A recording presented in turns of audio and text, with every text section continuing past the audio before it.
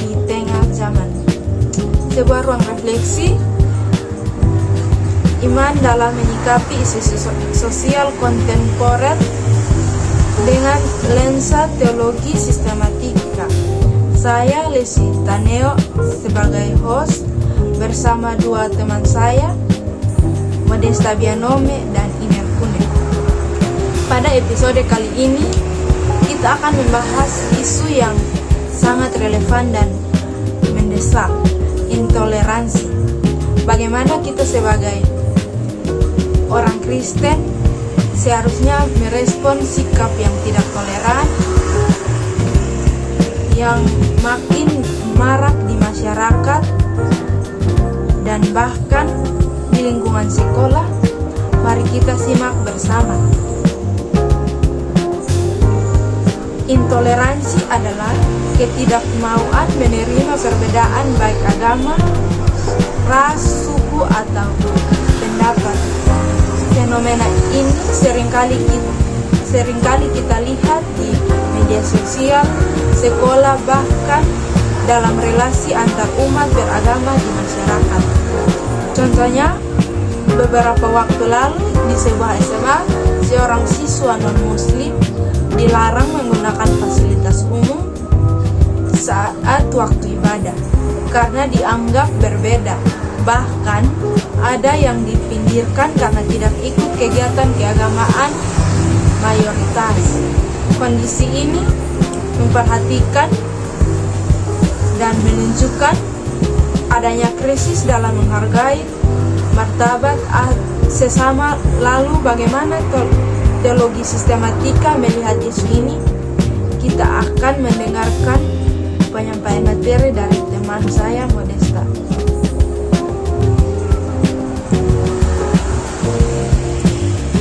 Secara dogmatis, kita percaya bahwa semua manusia diciptakan menurut gambar dan rupa Allah.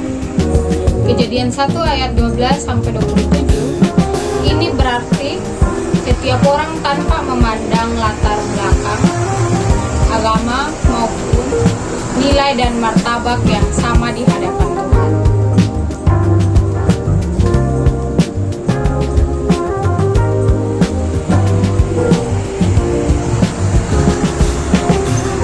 Dalam etika Kristen,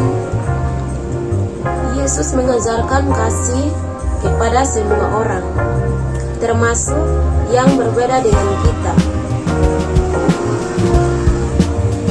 Matius pasal 5 ayat 44 berkata, kasihilah musuhmu dan berdoalah bagi mereka yang intoleransi.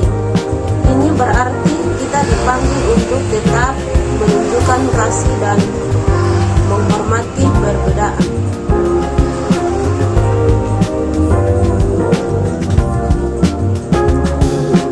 Jika dilihat dari hubungan teologi dan sosial, kita menyadari bahwa gereja hidup di tengah masyarakat yang plural.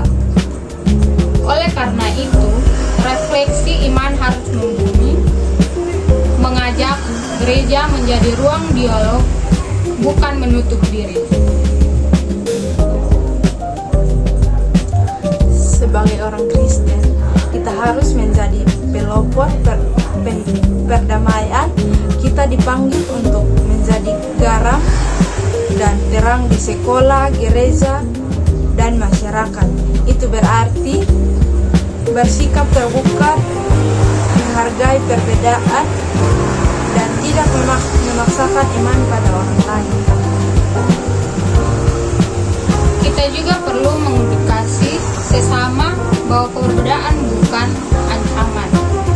Gereja harus mengajarkan toleransi sebagai bagian dari kasih Kristus. Remaja Kristus harus menjadi agen perubahan yang mempromosikan dialog dan persatuan.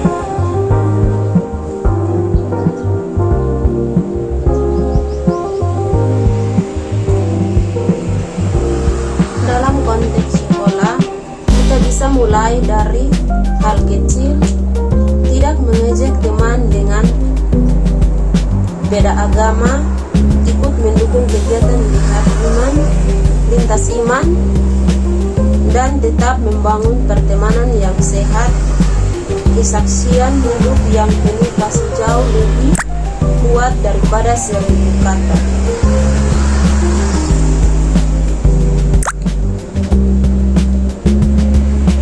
Sahabat iman, intoleransi adalah tantangan nyata di zaman ini.